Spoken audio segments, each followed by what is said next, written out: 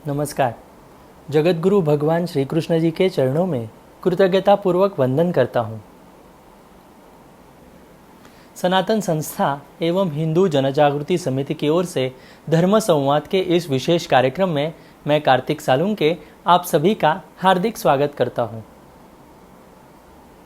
बंधुओं, पिछले कुछ दिनों से हम इस धर्म संवाद के कार्यक्रम से धर्म, अध्यात्म ऐसे अलग अलग विषयों पर हम संवाद कर रहे हैं। पिछले संवादों के माध्यम से हमने मृत्यु एवं मृत्यु के उपरांत के क्रियाकर्म कैसे होते हैं, उसके पीछे का शास्त्र क्या है, यह हमने जानकर लिया।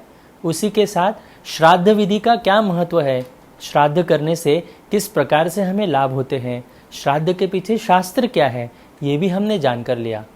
यह कार्यक्रम देखने के उपरांत कुछ जिज्ञासुओं के मन में प्रश्न निर्माण हुए।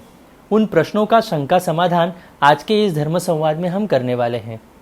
हमारे साथ इस संवाद में सद्गुरु डॉक्टर चारुदत्त पिंगले जी उपस्थित हैं। सद्गुरु डॉक्टर चारुदत्त पिंगले जी हिंदू जनजागृति समिति के राष्ट्रीय मार्गदर्शक हैं। आज उनका मार्गदर्शन हम सभी को मिलने वाला है तथा हमारे शंकाओं का समाधान भी वो करने वाले हैं। नमस्कार सद्गुरु डॉक्टर पिंगले जी। नमस्कार कार्तिक जी। तो आइए आज के धर्म संवाद को हम प्रारंभ करते हैं। सर्वप्रथम मैं सद्गुरु डॉक्टर पिंगले जी आपसे एक प्रश्न पूछना चाहता हूँ। मृत व्यक्ति के वस्त्रों का क्या करना चाहिए, ऐसा एक प्रश्न हमें पूछा गया था। तो इसके बारे में आप हमें मार्गदर्शन करें। जब कोई व्यक्ति मर जाता है तो उसने अपने जीवन काल में पहने हुए सभी वस्त्र या उसने उपयोग में लाए हुए कोई वस्तु आदि का उपयोग घर के अन्य सदस्यों ने करना चाहिए या नहीं, या किसी बाहरी व्यक्ति को दान देना चाहिए या नहीं, इस संबंध में कोई स्पष्ट जानकारी हमारे धर्मशास्त्र में नहीं मिलती है। परंतु अध्यात्म शास्त्र के अनुसार साधारण व्यक्ति के नित्य उपयोग की जो वस्तुओं में उनकी आसक्ति रहती है, ये हमें स्पष्ट पता होता है। और यदि ऐसे हुआ तो मृत व्यक्ति का जो लिंग देह है वो आसक्ति के कारण उन वस्तुओं में उनकी इच्छा फंसी हुई रहती है और उसके कारण मृत व्यक्ति के लिंग देह को मृत्यु के पश्चात अच्छी गति नहीं मिलती है। अंततः मृत व्यक्ति के परिजनों को आगे दिए अनुसार उस व्यक्ति के कपड़े या उनके वस्तु के संदर्भ में निर्णय लेना चाहिए। सबसे पहला तो यह है कि मृत व्यक्ति द्वारा अंतिम दिन पहने हुए जो सभी वस्त्र है तथा उसका ओढ़ावन बिछावन अंतिम यात्रा के साथ लेकर जाकर चिता में ही रखना सबसे अधिक उपयोगी ठहरता है। और मृत व्यक्ति ने जो वस्त्र अपने पूर्व जीवन में कभी पहने थे या पूर्व जीवन में ओढ़ावन बिछावन पहले कभी उपयोग किया था, यह सब एकत्रित कर हम अंतिम यात्रा में ले जाना बहुधा संभव नहीं हो पाता है। तो ऐसे वस्तुओं को हम मृत्यु के पश्चात अग्नि में जला देना ही उपयोगी रहता है। अब मृत व्यक्ति ने जिन वस्त्रों को कभी पहले पहना नहीं था, जैसे वो नए कोरे वस्त्र है, तो वो व्यक्ति के परिजन अथवा अन्य व्यक्ति पहन सकते हैं। अब मृत व्यक्ति की घड़ी या उसका चल दूरभाष यानी मोबाइल हो सकता है, उसकी लेखन सामग्री हो सकती है, उसके स्वयं के उपयोग की कुछ पुस्तकें हो सकती है, कुछ झोले बैग आदि वस्तु गोमूत्र छिड़क कर या किसी मंदिर के शुद्ध तीर्थ से छिड़क कर उसे शुद्ध कर लेना चाहिए। इन पर यज्ञ की विभूति भी डालकर उसको फूंक भी मारना चाहिए। उसके पश्चात इन वस्तुओं पर दत्तात्रेय भगवान के सात्विक चित्र भी चिपकाना चाहिए और इन वस्तुओं के चारों दिशाओं में भगवान दत्तात्रेय जी के सात्विक नामजप पट्टियों का मंडल या चौखट भी बनाकर रखना चाहिए। और इसके बाद परिजन अगर इस वस्तु का उपयोग करना चाहते हैं तो व्यक्ति के मृत्यु के 6 सप्ताह पश्चात भगवान दत्तात्रेय जी के चरणों में प्रार्थना करके ऐसे जो शुद्ध किए हुए वस्तु है उसका वे उपयोग कर सकते हैं। अब ये बात हुई सर्वसामान्य व्यक्तियों के संदर्भ में। अब संतों के संदर्भ में क्या है, तो संतों का शरीर ही चैतन्यमय होता है और उन्होंने उपयोग किए हुए वस्त्र हो, ओढ़ावन बिछावन हो या अन्य वस्तुएं हो, उनके संपर्क में आने के कारण उनमें भी चैतन्य निर्माण होता है और संतों के देह त्याग के बाद भी इन वस्तुओं में चैतन्य वैसे ही रहता है।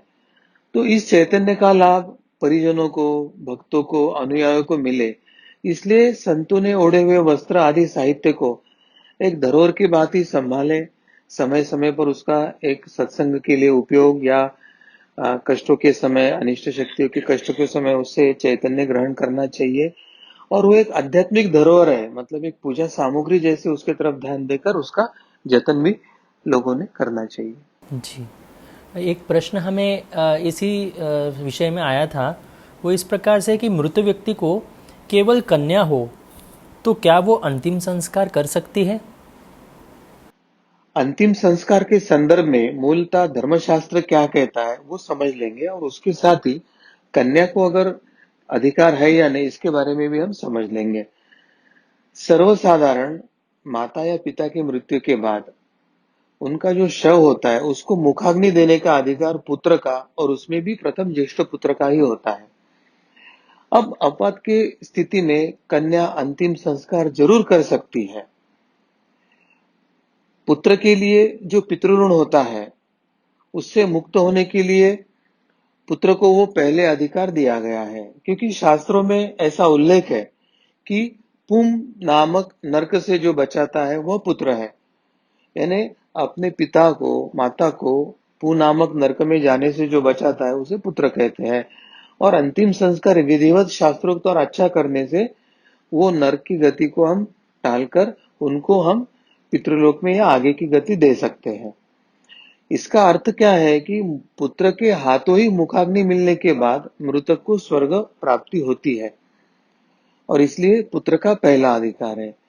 परंतु अगर किसी को प्रत्यक्ष पुत्र है ही नहीं तो उनके लिए क्या क्या शास्त्र ने अलग अलग योजना दी है वो हम समझ लेंगे। तो शास्त्रों के अनुसार 12 प्रकार के पुत्र बताए गए जो मृत माता पिता को अग्नि मुखाग्नि दे सकते हैं।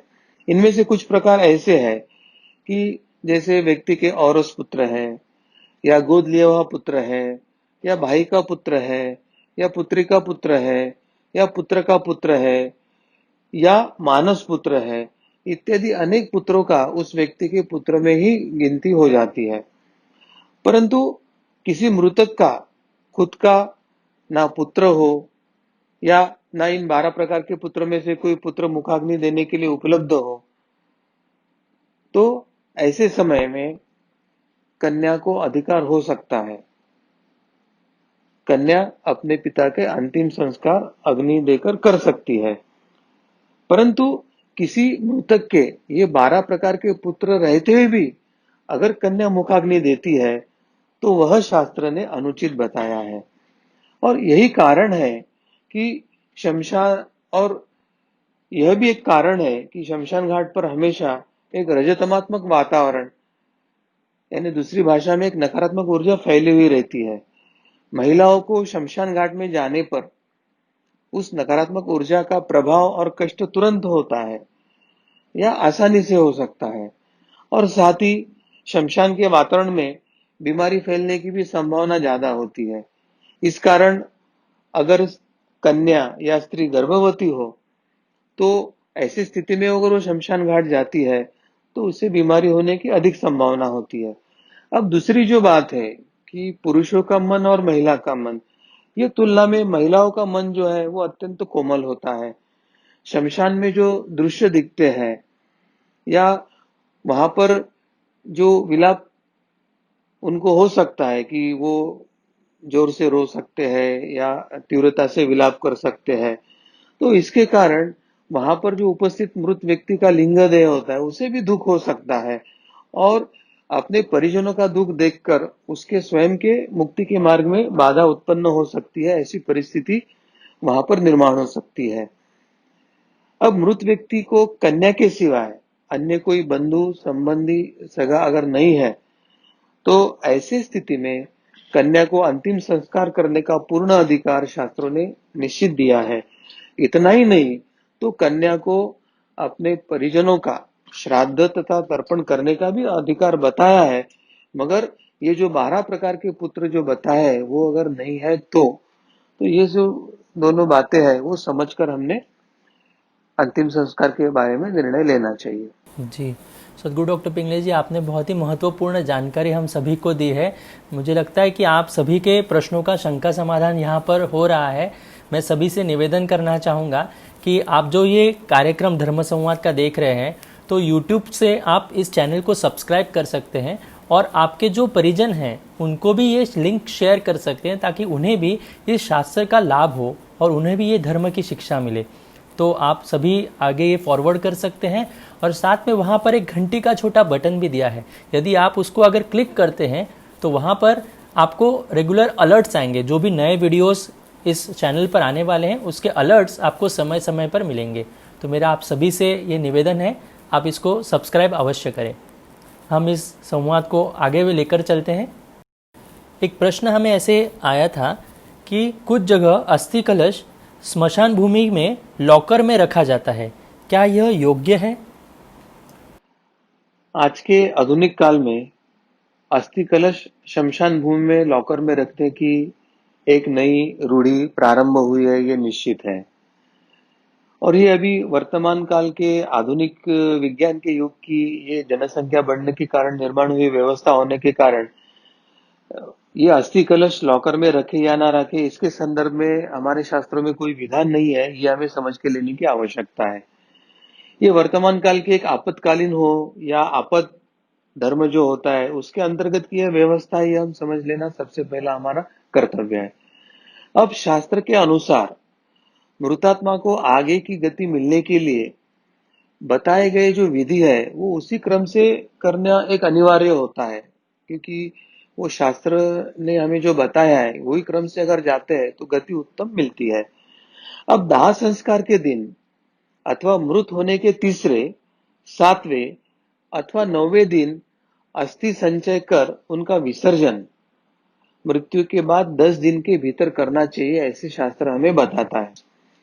अंतिम संस्कार होने के पश्चात तीसरे दिन अस्थि एकत्रित करना सबसे अधिक फलदायी और योग्य होता है। परंतु अगर 10 दिनों के उपरांत अगर अस्थि विसर्जन करना हो तो तीर्थ श्राद्ध कर अस्थि विसर्जन करना योग्य होता है। अंत्य संस्कार के उपरांत तीसरे दिन ही अस्थि संचय करना अधिक महत्व का है, क्योंकि मंत्रोच्चार की सहायता से मृतदेह को दी गई अग्नि की जो धधक होती है उसके कारण अस्थियों में आकाश एवं तेज तत्वों की संयुक्त तरंगों का संक्रमण होता है। ये 3 दिन तक अच्छा रहता है और 3 दिन के उपरांत वो न्यून होने लगता है, यानी कम होने लगता है। इस कारण अस्थियों के चारों ओर जो निर्मित सुरक्षा कवच होता है उसकी क्षमता भी 3 दिन के पश्चात अल्प होने लगती है। यानी 3 दिन तक अस्थियों के चारों ओर ये आकाश और तेज तत्व के तरंगों के कारण एक सुरक्षा कवच भी निर्माण होता है। ऐसे में अस्थियों पर विधि कर यानी तांत्रिक विधि कर अनिष्ट शक्तियां उस जीव के लिंग देह को कष्ट दे सकती है और उसके माध्यम से उस मृत व्यक्ति के परिजनों को भी वो कष्ट दे सकती है। और इसी कारण परिजनों ने तीसरे दिन ही शमशान में जाकर वहां के रजतमात्मक वातावरण में जो अस्थियां वहां भी है ठंडी हो रही है उसको इकट्ठा करके वापस लेना आवश्यक होता है। किसी अपवाद की स्थिति में अथवा आपातकाल में 3 दिनों में अस्थि विसर्जन करना अगर संभव नहीं है तो ऐसी स्थिति में अस्थि कलश को घर के अंदर लेकर जाना नहीं चाहिए। अस्थि कलश को शास्त्रोक्त विधि के साथ कुछ समय के लिए भूमि में गाड़कर रख सकते हैं या अपने घर के बाहर पेड़ के ऊपर टांग कर रख सकते हैं। यह विधि अधिक काल के लिए नहीं होता है, क्योंकि अस्थियों को एक पात्र में गाड़ने से वहां अनिष्ट शक्तियों यानी भूत प्रेत पिशाच इत्यादि जो अनिष्ट शक्तियां होती है या सूक्ष्म की अनिष्ट शक्तियां होती है वे उनके सहज लक्ष्य यानी उसको बलि पड़ सकते हैं और उनके लिए मृत पूर्वज की सूक्ष्म देह पर नियंत्रण करना और भी सरल हो जाता है। और इसी कारण अस्थियों को शमशान के रजतमात्मक वातावरण में रखना अयोग्य होता है तो उसको वहां से कलश में लेके आकर घर के बाहर किसी एक पेड़ के ऊपर टांग के रखना चाहिए और जाते समय वहीं से लेकर अस्थियां विसर्जित करना चाहिए। शमशान में ना रखे, यह उसका एक संकेत है। जी। एक प्रश्न हमें यहाँ पर ऐसे पूछा गया कि अस्थि विसर्जन के लिए कौन सा तीर्थ क्षेत्र उत्तम है। अस्थि विसर्जन के लिए कोई भी बहता पानी हो, उदाहरण के तौर पर अगर नदी है तो नदी का बहता पानी है, समुद्र है तो समुद्र में निरंतर तरंग और ज्वार भाटा के कारण वो भी बहता होता है, या अधिक अच्छा अगर देखते हैं तो नदियों का संगम का जो क्षेत्र होता है, ऐसे स्थान अस्थि विसर्जन के लिए उचित बताए गए। अब अग्नि संस्कार के उपरांत आध्यात्मिक दृष्टि से अवशेष का जो निवर्तन का सर्वोत्तम उपाय अस्थियों का जल विसर्जन ही होता है। अब इसके क्या कारण है वो समझ लेंगे। अनिष्ट शक्तियां जो होती है सूक्ष्म की, जिसको हम अन्य भाषा में हमारा धर्मशास्त्र उसको पे भ्रूत, अनिष्ट शक्तियां जो सूक्ष्म की जो शक्तियां होती है, उदाहरण के तौर पर जो भूत प्रेत पिशाच इत्यादि होते हैं, धर्मशास्त्र के अनुसार ये जो भूत प्रेत पिशाच होते हैं, वे अस्थियों तथा सूक्ष्म देह पर नियंत्रण करके उनका दुरुपयोग करने की संभावना होती है। विशेष रूप से अस्थियां भूमि पर एक साथ अगर मिल जाए तो उनके लिए यह और भी सरल हो जाता है। जल में अस्थि अगर विसर्जन करते हैं तो सर्वप्रथम विसर्जन के बाद अस्थियां जल में अन्यत्र बिखर जाती है, इसलिए वो एक साथ न मिलने के कारण अनिष्ट शक्तियों को उस पर नियंत्रण करना कठिन होता है। दूसरी जो बात है कि जल सर्वसमावेशक होता है, अंततः वह अस्थियों में विद्यमान मृतदेह के जो शेष तरंगे हैं, स्पंदने हैं, और अस्थि से निगडित जो सूक्ष्म देह के संबंधित पंच महाभूत जैसे पृथ्वी आप तेज वायु आकाश इत्यादि जो तत्व है, उनको भी वो उस स्पंदनों से मुक्त करता है। इससे भूलोक में जो सूक्ष्म देह की अपनी स्थूल देह से बची हुई आसक्ति होती है, वह भी समाप्त हो जाती है। और परिणाम क्या होता है इसका कि सूक्ष्म देह को भूलोक में अटक के रहने की जो एक संभावना होती है तथा उस पर अनिष्ट शक्तियों द्वारा आक्रमण किए जाने की जो एक आशंका होती है, वह अत्यंत क्षीण हो जाती है। अब तीसरा जो महत्व का कारण है कि ये स्पंदने व्यक्ति में क्यों निर्माण होती है, तो व्यक्ति के जो स्वभाव दोष होते हैं या उसके पूर्व जो पाप कर्म होते हैं, उसके कारण से ही व्यक्ति के अस्थियों में रजतम की स्पंदने बढ़ती है। अब मृतक की अस्थियां जब हम जल में विसर्जित करते हैं तो विसर्जित करने से उसके जो पाप कर्म अर्थात उसके पूर्व जन्मों के रजतमात्मक संस्कारों के जो स्पंदन है, वह धुलने की प्रक्रिया शुरू हो जाती है और उसके कारण रजतमात्मक स्पंदनें कम हो जाती है, नष्ट हो जाती है और उस मृत व्यक्ति के लिंग देह को आगे की गति मिलती है। अब जो अगला चौथा उसका एक महत्व का कारण है कि समुद्र का जल अस्थियों को विसर्जित करने हेतु सबसे उत्तम माध्यम क्यों है, वो अब हम समझ लेंगे। अन्य किसी भी तीर्थ क्षेत्र या पवित्र नदियों के जल की अपेक्षा समुद्र का जो जल है उसमें सर्म समावेशकता सबसे अधिक होती है। और दूसरा भी कारण है कि समुद्र के जल में नमक होता है, यानी समुद्र का जल खारा होता है, तो नमक पानी में हम जो भी वस्तु डालते हैं तो उसमें जो रजतमात्मक स्पंदने होती है, आध्यात्मिक दृष्टि से उसमें जो अनिष्ट होता है उसकी शुद्धता होकर वो शुद्ध और सात्विक बनने की प्रक्रिया होती है।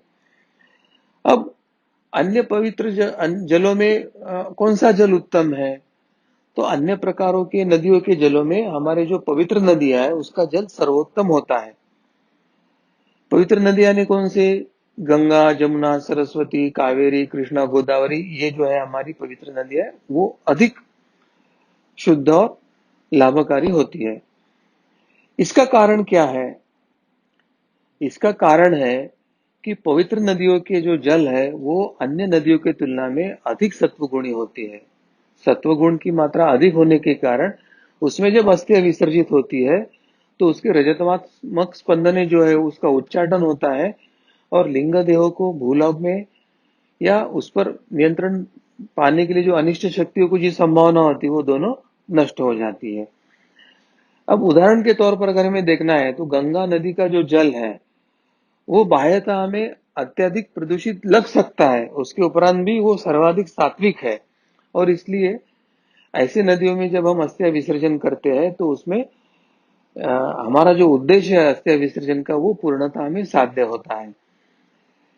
सामान्यतः बहता जल उत्तम होता है क्योंकि वो अस्थियों को अन्यत्र तुरंत बिखेरने के कारण अनिष्ट शक्तियों को उस पर नियंत्रण पाना अत्यंत कठिन होता है और उस मृत व्यक्ति के लिंग देह को भूलोक में अटकना कठिन होता है। मगर वर्तमान में ऐसे कुछ कानून बने हैं कि नदियों में या बहते जल में अभी अस्थि विसर्जित ना करे, तो ये आपद धर्म करके इस कानून का पालन करना चाहिए, परंतु सबने संगठित होकर सरकार पर यह दबाव बनाना चाहिए कि हमारे हमारे धार्मिक जो अधिकार है, हमारे धार्मिक विधियां जो है वो शास्त्र सम्मत करने के लिए हमें सरकार अधिकार दे। और इस तरह से अगर हम अभियान चलाते हैं तो हमारे पूर्वजों को जो गति मिलने की प्रक्रिया है वो उत्तम हो सकती है। और वर्तमान कोरोना का जो संकट आया है इसमें प्रदूषण के लिए जो अस्थि विसर्जन करने के लिए प्रतिबंधित किया है, जो हमारे मंदिरों का निर्माल्य विसर्जित करने के लिए प्रतिबंधित किया है, या जो हमारे देवताओं की मूर्तियां चाहे गणेश उत्सव या नवरात्र उत्सव के बाद उनको बहते जल में या नदी में विसर्जित करने के लिए जो प्रतिबंधित किया है, ये कारण कितना ऊपरी ऊपरी है और प्रत्यक्ष में औद्योगिकीकरण या वाहनों से निकलने वाला धुआं या गटर या औद्योगिक जो वेस्ट है जो नदी में छोड़ी जा रही है, यही प्रमुख जल और वायु प्रदूषण का कारण है। यह कोरोना के संकट ने उजागर किया है। तो हमें सरकार को मांग करनी चाहिए कि जो 95% ये जल और वायु प्रदूषण को जो जिम्मेदार है उसको प्रतिबंधित ना करके केवल हिंदुओं को ही उनके धार्मिक अधिकार पूर्ण करने के लिए वंचित करने वाला जो कानून बताया है वो कानून वो निरस्त करे, और जो 95% प्रदूषित करने के लिए जिम्मेदार है वो औद्योगिक तथा वायु प्रदूषण के लिए जो जिम्मेदार है वाहनों की संख्या या इत्यादि उसको वो प्रतिबंधित करने के लिए कोई कानून बनाए। तो इस प्रकार का अभियान करना हमें आवश्यक है। सदगुरु डॉक्टर पिंगले जी, मेरा अगला प्रश्न आपसे यही था कि अभी जैसे आपने प्रदूषण के बारे में बताया, तो एक प्रश्न हमें ऐसे आया था कि मृतदेहों को कुछ जगह इलेक्ट्रिक तथा गैस से जलाते हैं, तो क्या ये करना उचित है? अभी जो आधुनिक काल में यंत्र तथा गाड़ियां तथा बड़ी बड़ी केमिकल की फैक्ट्रियों द्वारा 24 घंटे होने वाले प्रदूषण के संदर्भ में अभी कोई बात नहीं कर रहा है।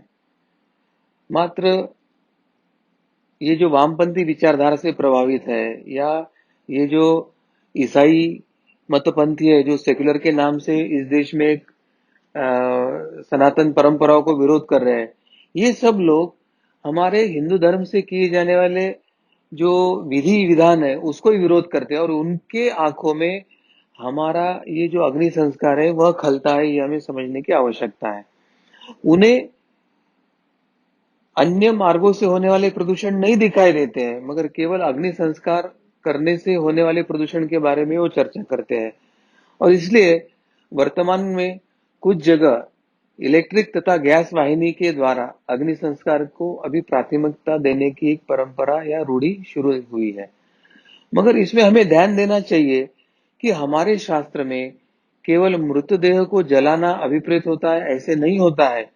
तो उस मृतात्मा को गति मिलने के लिए मंत्रोच्चार सहित विधि करना भी अपेक्षित होता है, और इसके कारण मृतदेह को चिता पर रखने के उपरांत भी कुछ विधि जो है मंत्रोच्चार के सहित करना होता है। यदि मृतदेह को इलेक्ट्रिक तथा गैस वाहिनी के द्वारा जलाया जाता है तो ये जो विधि है वो करना हमको संभव नहीं होता है, और एक तरह से ये नए रूढ़ी परंपराओं ने हिंदू संस्कारों में एक बाधा निर्माण किया है। इसलिए योग्य जो है वो चिता पर ही अंतिम संस्कार करने की विधि योग्य है। आपद धर्म करके हम अभी कर रहे हैं तो इसके लिए हम भगवान से प्रार्थना करें कि वर्तमान युग में सामान्य स्थिति न होने के कारण हमें इस प्रकार की विधि करना संभव नहीं, उसके लिए भगवान से क्षमा याचना करें। पर जितने जल्दी और संभव हो हमारे विधि विधान को धार्मिक परंपराओं के अनुसार करने के लिए आवश्यक सामाजिक और राजकीय वातावरण इस देश में निर्माण हो, इसके लिए एक बड़ा अभियान करने की हमें आवश्यकता है। जी। हमारे जो कार्यक्रम देख रहे हैं उसमें से एक दर्शक ने हमें एक से प्रश्न पूछा था कि हमारे यहाँ परंपरा से दफन विधि होता है, तो क्या करना चाहिए? अब ये एक बात सत्य है कि कुछ पंथ तथा संप्रदायों में दफन विधि किया जाता है और हिंदू धर्म में मुख्यतः मृतदेह पर अग्नि संस्कार के लिए कहा गया है। कुछ जगह वहां पर दफन की भी विधि बताई है हिंदू धर्म में, वो क्या है हम समझ लेंगे। हिंदू धर्म के अनुसार जिस शिशु के दांत नहीं आए हो या जिसकी आयु अधिकतम 3 वर्ष तक के हो, ऐसे बालकों के लिए दफन विधि बताया है। दफन विधि बताने के पीछे उसका कार्य कारण भाव क्या है कि बच्चे छोटे होते हैं, उनके स्वयं के देह के प्रति ही उनकी आसक्ति निर्माण नहीं होती है, उनके अपने देह के प्रति आकर्षण या देह के प्रति संस्कार भी दृढ़ नहीं होते हैं। इसलिए उनका अपने देह में अटकने की संभावना कम होती है और इसके कारण ऐसे छोटे बच्चों का दफन विधि बताया जाता है। उसका और एक मुख्य कारण होता है कि इस आयु के बच्चों की जो अस्थियां होती है, हड्डियां होती है, वो अत्यंत कम कैल्शियम और फास्फोरस के होने के कारण ये अन्य बच्चों के इतने उनकी अस्थियों की आयु भी नहीं होती है और इसलिए इनको जब हम दफनाते हैं तो उनकी अस्थियां का भी जल्दी मिट्टी में परिवर्तित होने की प्रक्रिया हो जाती है। इसलिए उन अस्थियों को भी नियंत्रण लेकर अनिष्ट शक्तियों पर उसको लिंग देह को ताबे में लेने की जो प्रक्रिया है वह करना भी उन्हें संभव नहीं होता है।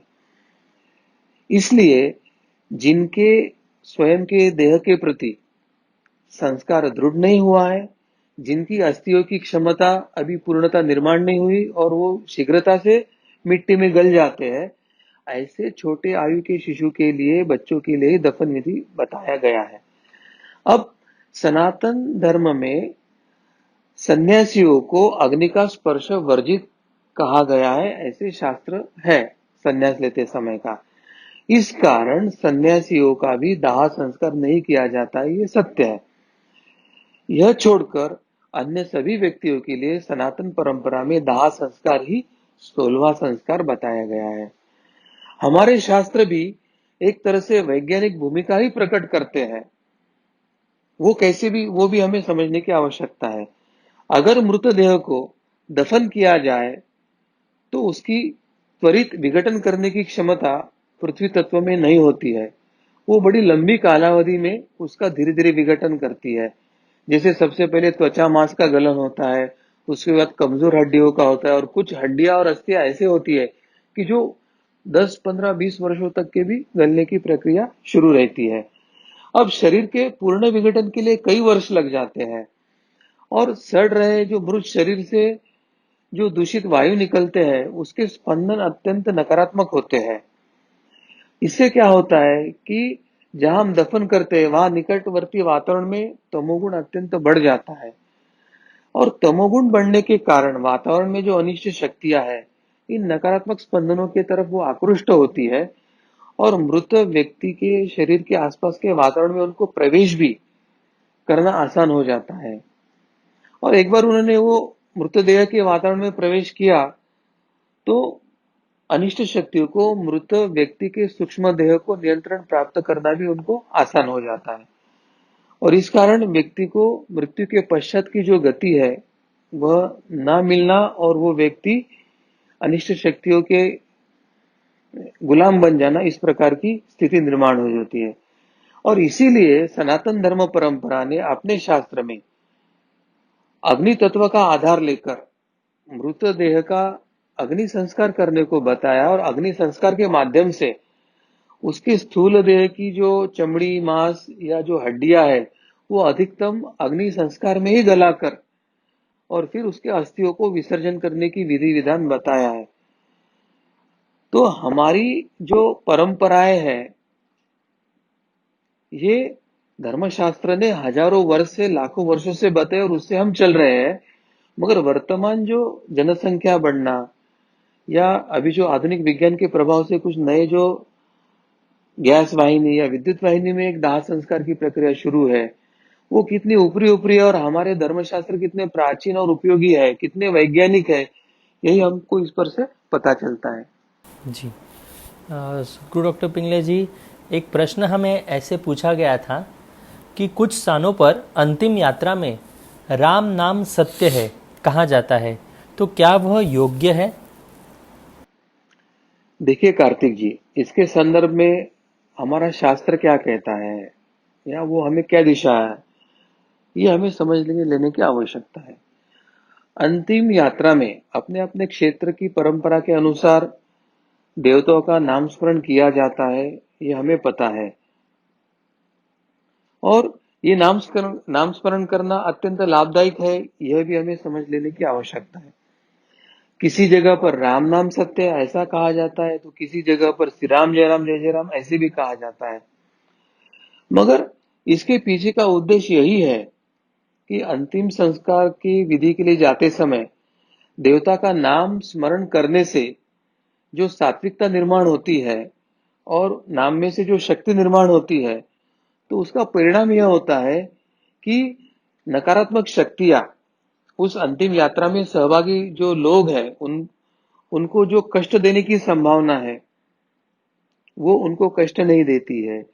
और अंतिम यात्रा में जो सहभागी लोग नाम स्मरण करते हैं, तो वहां से जो सात्विकता निर्माण होती है उसके कारण अनिष्ट शक्तियां वो मृतदेह के भी निकट नहीं आ सकती है, इसे दोहरा लाभ होता है। और हमने जो अंतिम यात्रा शमशान में पहुंचने तक सब लोगों ने ऊंचे स्वर में श्री गुरुदेव दत्त यह नाम स्मरण करने के लिए जो बताया है, उसका क्या उद्देश्य है? तो उसका यही उद्देश्य था कि दत्त भगवान ये हमारे मनुष्य योनि में पितरों को गति देने वाली देवता है। और जब हम श्री गुरुदेव दत्त के माध्यम से नाम जप के माध्यम से भगवान दत्तात्रेय का स्मरण करते हैं और प्रार्थना करते हैं कि हमारे पितरों की रक्षा हो जाए और उन्हें मुक्ति मिले, इसके कारण उस मृतात्मा को भी सहायता मिलती है, उनको भी कवच मिलता है और अन्य पितरों की भी इस नाम स्मरण से रक्षा होती है। परंतु यद्यपि अगर यह संभव नहीं हो रहा है, तो व्यक्ति अपने स्थानीय परंपरा के अनुसार अपना अपना नाम स्मरण तो उच्चारण कर ही सकते हैं, क्योंकि उसमें से भी सात्विकता निर्माण होगी और अंतिम यात्रा में सम्मिलित व्यक्ति तथा मृतदेह दोनों का भी रक्षण निश्चित होगा।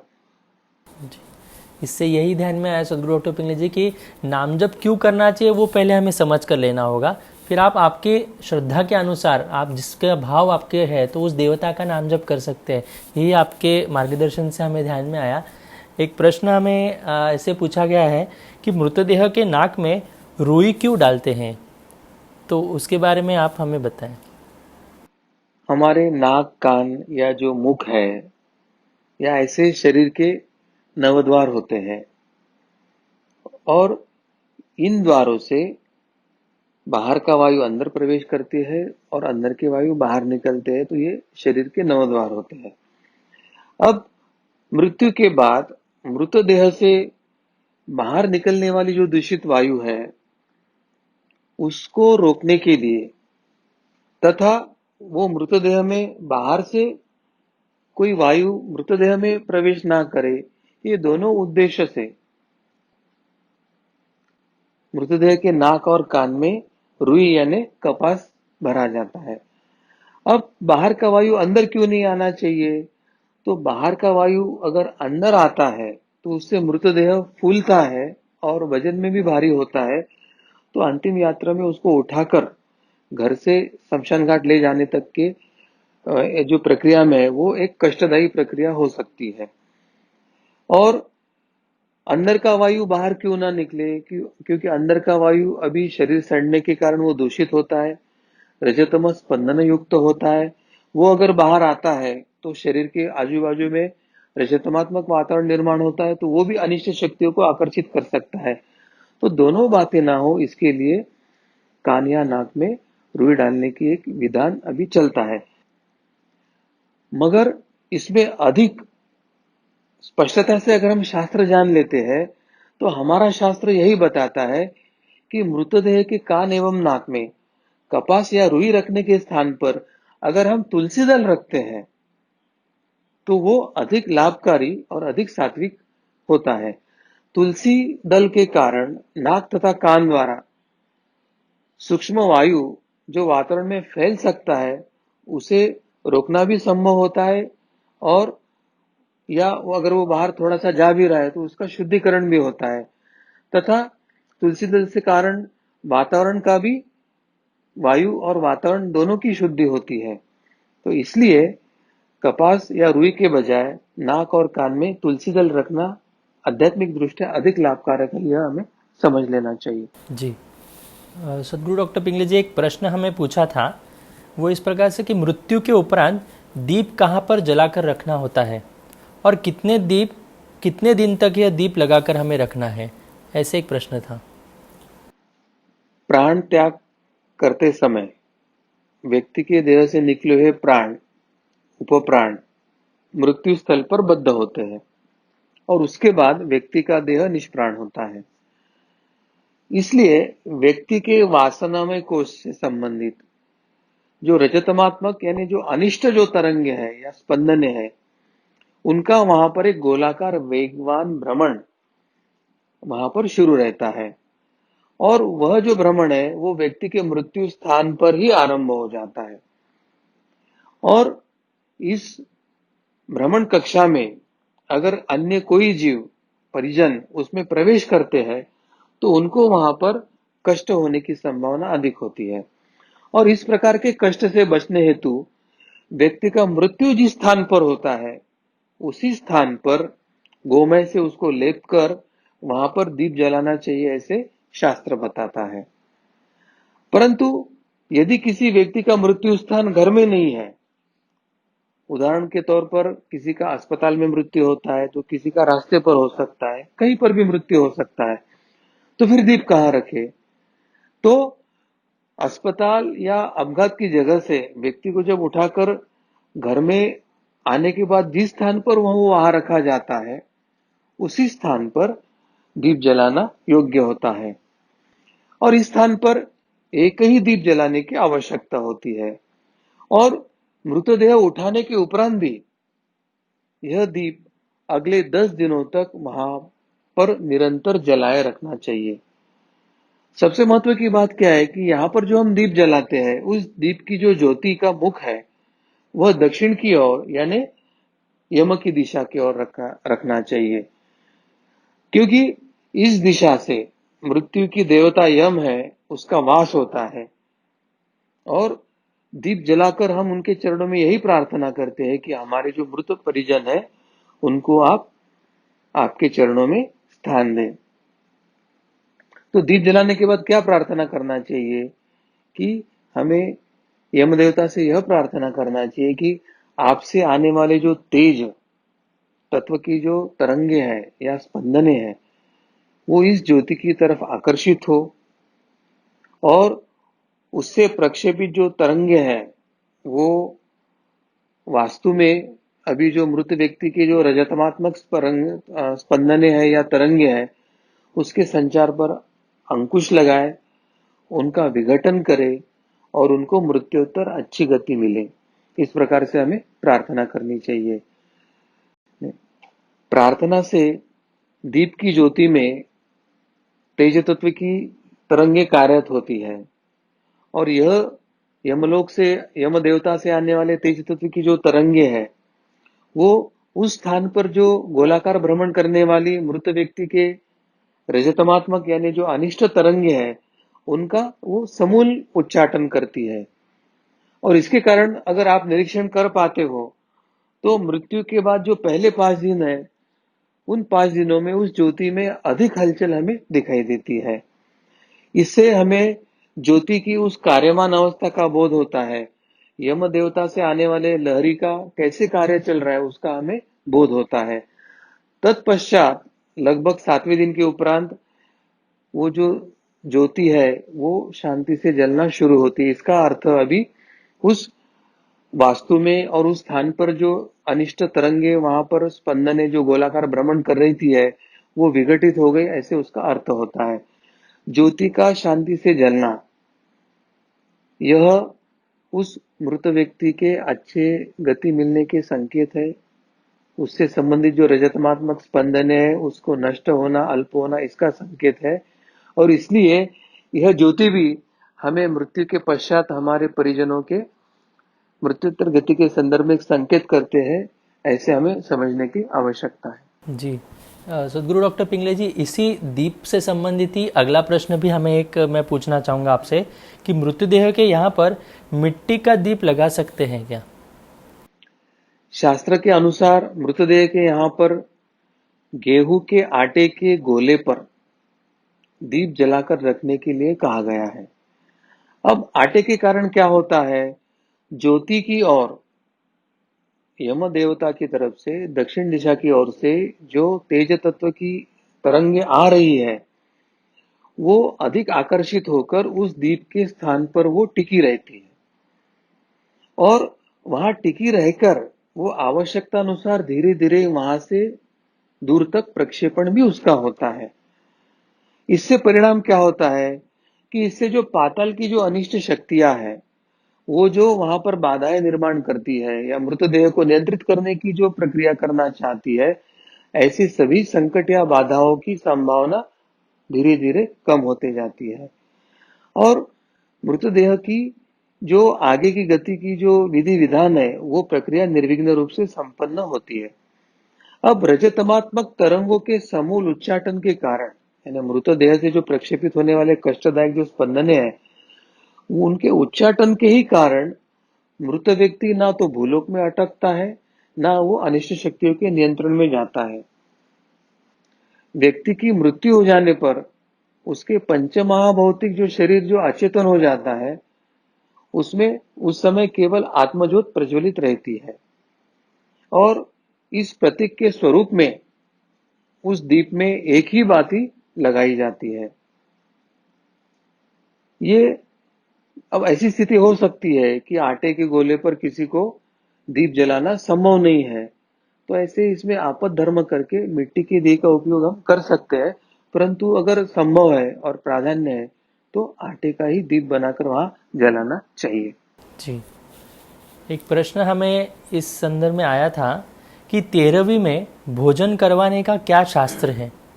गरीब लोगों को आर्थिक समस्या के उपरांत भी यह करना पड़ता है, इस कारण समाज में इसका विरोध हो रहा है।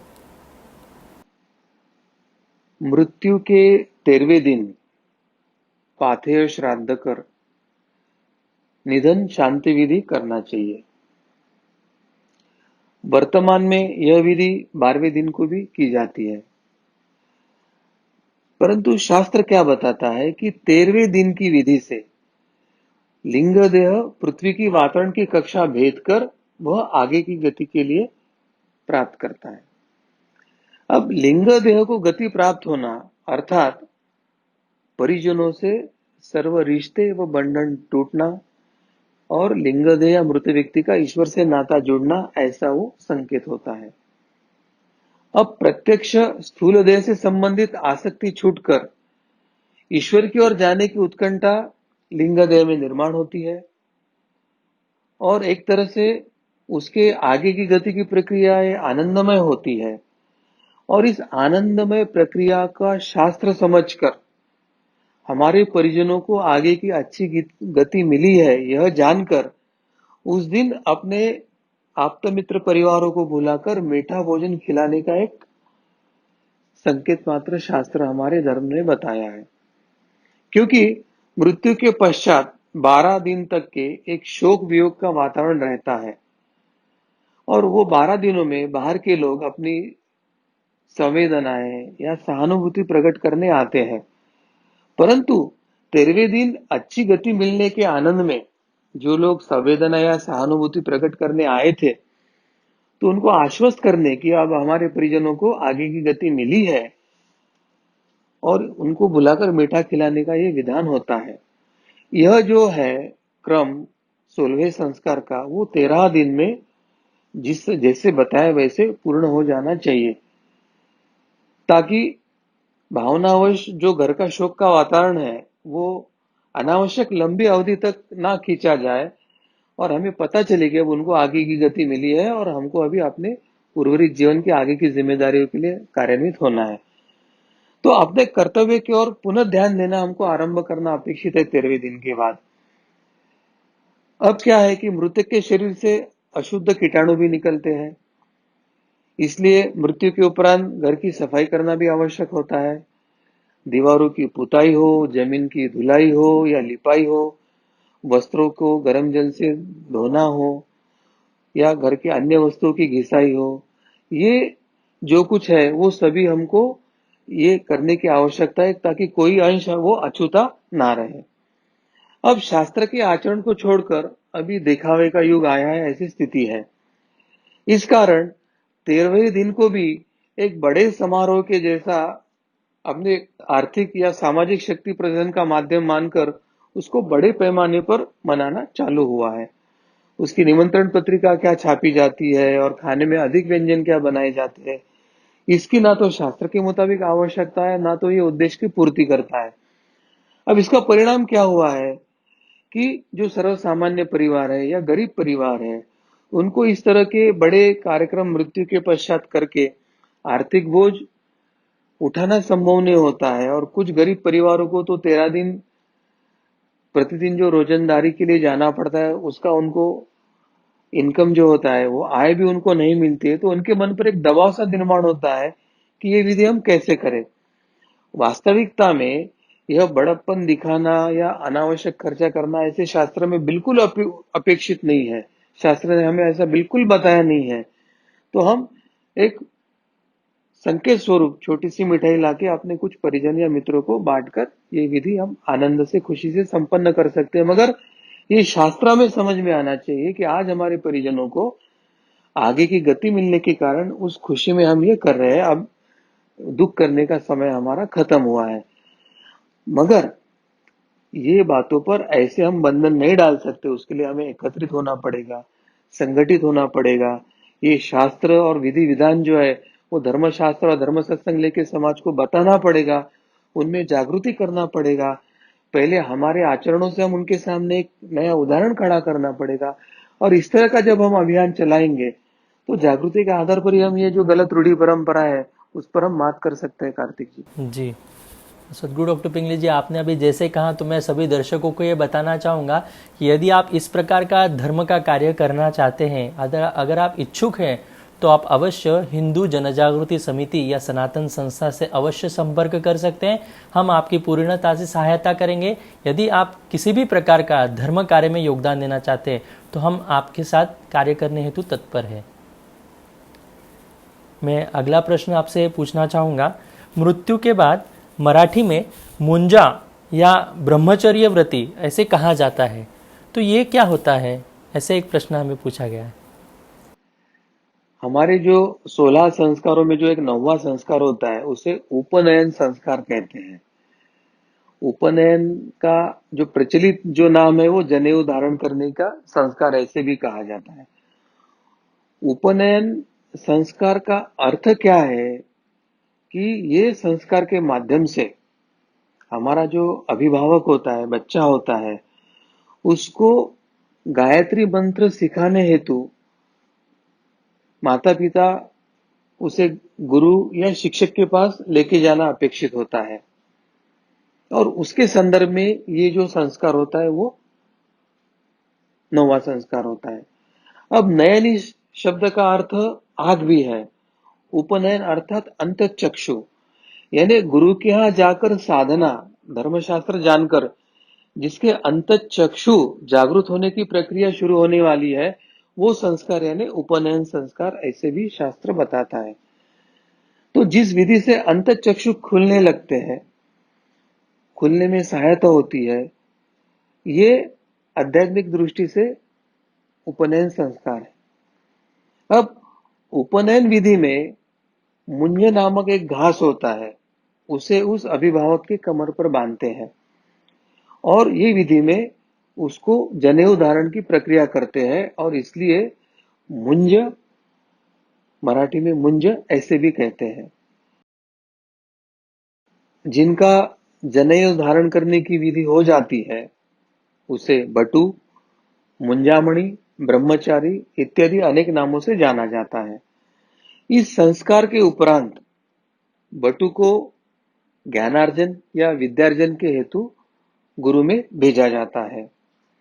अब 16 संस्कार में और एक संस्कार है, वो है समावर्तन। इसका अर्थ क्या है कि ब्रह्मचर्य धारण किए विद्यार्थी जब गुरु ग्रह से स्वगृह लौटने की प्रक्रिया करते हैं, उस समय जो विधि होता है उसे समावर्तन कहते हैं। समावर्तन विधि को ही मराठी भाषा में सोड मुंज भी कहते हैं। यानी उपनयन और समावर्तन अर्थात मुंज और सोड मुंज, ये दोनों विधि के बीच में अगर किसी बालक की मृत्यु हो जाती है और वह किसी कारणवश भूलोक से मुक्त न होकर प्रेत योनि में जाता है, प्रेत बन जाता है, तो ऐसे मृत व्यक्ति को मुंजा कहा जाता है। ब्रह्मचर्य व्रत में ही मृत्यु होने के कारण उसका ना विवाह होता है, ना उसको संतान प्राप्ति होती है। अब इस कारण यह जो मुंजा है वो पितर की भी श्रेणी में नहीं आता है। तो ऐसे मुंजा स्वरूप जो लिंग देह है, जिनको प्रेत योनि से मुक्त कराने की आवश्यकता होती है, उसके लिए हमें शास्त्र ने नारायण बलि का विधान बताया है और उसके परिजनों को नारायण बलि का विधान करके मुंजा को आगे की गति प्रेत योनि से मुक्त करने की प्रक्रिया करना आवश्यक होता है। तो इस तरह ये मुंजा क्या होता है उसके पीछे की शास्त्रीय विधि हमने बताई है। जी, एक प्रश्न हमें एक जिज्ञासु से पूछा गया था। उन्होंने पूछा है कि मेरे पिता की चचेरी बहन ने कैंसर के कारण आत्महत्या की। वह सपने में आती है। उसने शील पूजा के बारे में सपने में कहा, तो क्या करना चाहिए? सपने को कितना महत्व देना चाहिए? ऐसे उनका प्रश्न है। सर्वप्रथम हम तो स्वप्न के बारे में ही शास्त्र क्या है वो समझ लेना आवश्यक है। जो सपना हमें लगातार 3 बार दिखता है वो एक आध्यात्मिक संकेत होता है और उसको हम आध्यात्मिक संकेत मानकर सपने में अगर ऐसे कुछ हुआ तो वो पूर्ति करना आवश्यक होता है। अगर हमें सपना दिखता है और उसके बाद जागृत अवस्था में भी स्वप्न से जुड़े हुए कुछ स्थूल के संकेत हमें मिलते हैं, कोई व्यक्ति आकर वही बात हमें बताते हैं, तो ऐसे सपनों को स्वप्न दृष्टांत मानकर उसे सत्य मान सकते हैं और फिर ऐसे इसमें सपने में जो कुछ दिखा है या स्थूल में जो संकेत मिला है वो पूर्ति करने की आवश्यकता होती है। मगर लेकिन अनेक बार वातावरण में कुछ अनिष्ट शक्तियां भी कार्यान्वित होती है। वो अनेक माध्यमों से व्यक्ति को संकेत करते हैं, उसमें स्वप्नों द्वारा भी व्यक्ति को भ्रमित करके अपनी इच्छा पूर्ति के वो प्रयास करते हैं। ऐसे समय अगर हमें सपने में कुछ दिखाई देता है और वो करना चाहिए कि नहीं, ऐसा प्रश्न अगर हमारे मन में निर्माण होता है, तो हमारे क्षेत्र के संत है, आध्यात्मिक उन्नत है या हमारे कोई गुरु है, उनको जाकर हमें पूछना चाहिए कि इसका सत्य क्या है और हमें क्या करना चाहिए, इसके लिए हमें मार्गदर्शन करें। परंतु अगर ऐसी सुविधा उपलब्ध हो या ना हो, हमारे दृष्टि से सबसे महत्व का क्या है कि हमारे दृष्टि से यही महत्व है कि हम साधना करें, हम अर्थात नाम जप करें। हम साधना करते हुए पितरों के गति के लिए कम से कम 6 मालाएं श्री गुरुदेव दत्त का जाप करें। नाम जप से हमारी रक्षा भी होती है और श्री गुरुदेव दत्त के नाम जप से हमारे पितरों को गति भी मिलती है। तो वो क्या इच्छा व्यक्त कर रहे हैं, नहीं कर रहे हैं, इसका विचार न करते हुए उनके लिए हम जो नाम जप करते हैं तो उससे हम पितृ ऋण से धीरे धीरे मुक्त होते हैं और नाम जप से हमारी रक्षा होती है। मगर साथ में हमारे परिवार में अन्य कोई पितर है जिसको गति मिलने में अगर कुछ अड़चन है, तो उनको भी ऊर्जा प्राप्त होने से हमारा रक्षण और पितरों को गति, ये दोनों उद्देश्य हमारे नाम जप के माध्यम से साध्य होते हैं। इसलिए संतुलित प्रयास करना चाहिए, जहां संभव है वहां संत गुरुओं का मार्गदर्शन ले या हम अपनी और अपने परिजनों की साधना बढ़ाए। ये दोनों माध्यम से हम ये साध्य कर सकते हैं। जी, एक प्रश्न हमें ऐसे पूछा गया कि क्या घर के आंगन में कौवा मर गया तो उसका दोष हमें लगता है? अब सर्वप्रथम हमें ये जान के लेना चाहिए कि व्यक्ति जो भी कर्म करता है तो उसके मन में कुछ ना कुछ उद्देश्य होता है और वो उद्देश्य के साथ वह कर्म किया जाता है और व्यक्ति को उसके उद्देश्य या कर्म की जो व्याप्ति है उसके अनुसार उसको कर्मफल मिलता है। अगर व्यक्ति के मन में कुछ उद्देश्य नहीं, उसने कौवे को मारा नहीं, तो केवल आंगन में आके कोई कौवा हमारे मर जाता है तो उसका उस परिवार के किसी व्यक्ति को कोई दोष लगने का कोई कारण ही नहीं होता है। ये हमें समझने की आवश्यकता है। इसलिए हमारे या किसी के आंगन में कौवा आके मर जाता है तो कोई व्यक्ति को कोई दोष नहीं लगता है, हमें ये समझ के लेने की आवश्यकता है। परंतु हिंदू धर्म में अनजाने में हुए पापों के संदर्भ में भी कुछ उपाय योजना बताई है। जैसे वैश्वदेव यानी जो पंचमहायज्ञ है उसमें का यह एक है। ये वैश्वदेव जो है वो अनजाने में हुए पापों के नाश के लिए किया जाता है। इसके लिए हमें क्या करना होता है? इसके लिए हमें हमारे घर में जो भोजन बनता हुआ है उसके पके हुए अन्न से भोजन के पहले विश्व देव के उद्देश्य से एक अग्नि में आहुति दी जाती है।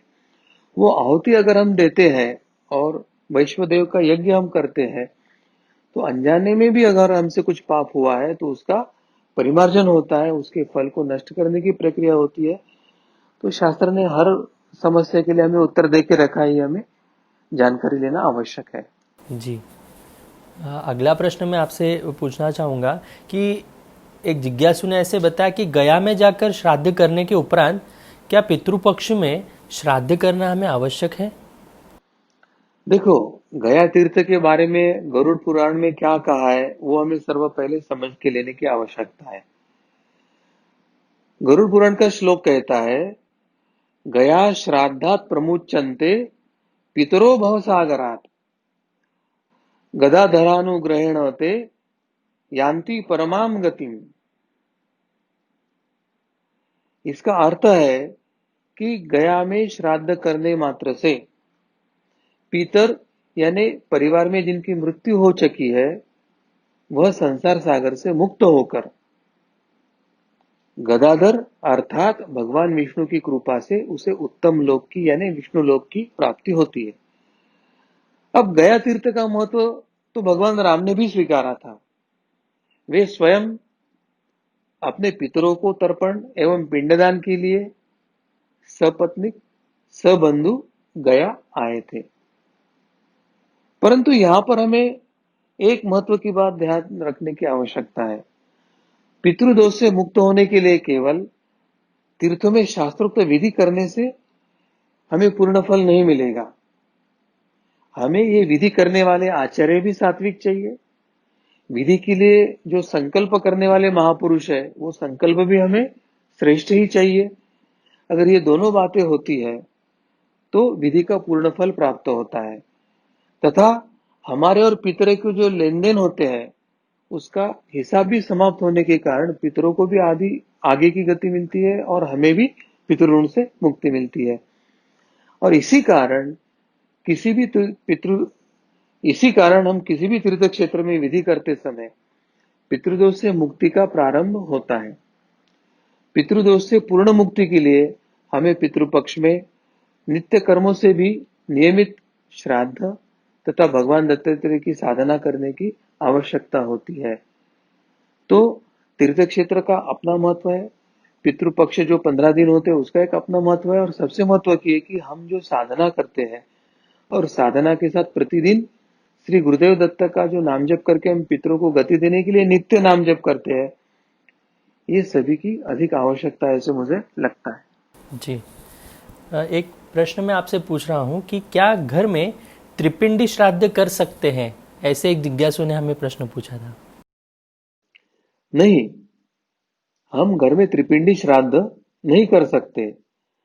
यह विधि हमें पवित्र तीर्थ क्षेत्र में करने से ही अधिक लाभ होता है और इस विधि में हमें सूतक का पालन भी करना होता है और इस कारण यह जो विधि है वो त्र्यंबकेश्वर, गया, रामेश्वरम, गोकर्ण ऐसे तीर्थ क्षेत्र के जगह ही त्रिपिंडी श्राद्ध करने का एक विधान शास्त्रों ने बताया है। तो शास्त्र को समझकर ऐसे तीर्थ क्षेत्र में ही अगर हम विधि करते हैं तो त्रिपिंडी शास्त्र का जो फल है वो पूर्ण मिलेगा, और जिस उद्देश्य से हमने किया है वैसे हमारे पितरों को गति मिलेगी। तो घर में नहीं करना चाहिए, आप योग्य जगह ही कीजिए। धन्यवाद सदगुरु डॉक्टर पिंगले जी। इस मृत्यु और श्राद्ध विषयक इस धर्म संवाद के कार्यक्रम के कारण आपने हमें जो मन में जो शंकाएं थी उनका सभी का समाधान आपने किया है। हम सभी आपके प्रति बहुत बहुत कृतज्ञ हैं। हम आपका आभार व्यक्त करते हैं। मैं सभी दर्शकों को ये बताना चाहूँगा, ये संवाद सुनते समय यदि आपके मन में कुछ शंका हो, कुछ प्रश्न हो, तो आप अवश्य अपने चैट बॉक्स पर इसे लिखकर दे सकते हैं। आपकी शंकाओं का हम पूर्ण रूप से समाधान करने का प्रयास करेंगे। ये कार्यक्रम आप जो देख रहे हैं, तो मैं सभी से निवेदन करूंगा, इस YouTube चैनल को आप अवश्य सब्सक्राइब करें। वहां पर एक छोटे घंटी का बटन दिया गया है, उस पर भी आप क्लिक कर सकते हैं, ताकि आपको आने वाले जो वीडियोस रहेंगे उसका समय समय पर अलर्ट्स भी मिलेगा। तो मैं आप सभी से मैं निवेदन करना चाहूँगा, भगवान श्री कृष्ण जी की कृपा से आज का धर्म संवाद का यह विशेष कार्यक्रम यहीं पर संपन्न हुआ है। इसलिए हम उनके ही चरणों में कृतज्ञता व्यक्त करेंगे और इस धर्म संवाद को हम यहीं पर रुकेंगे। सभी को नमस्कार।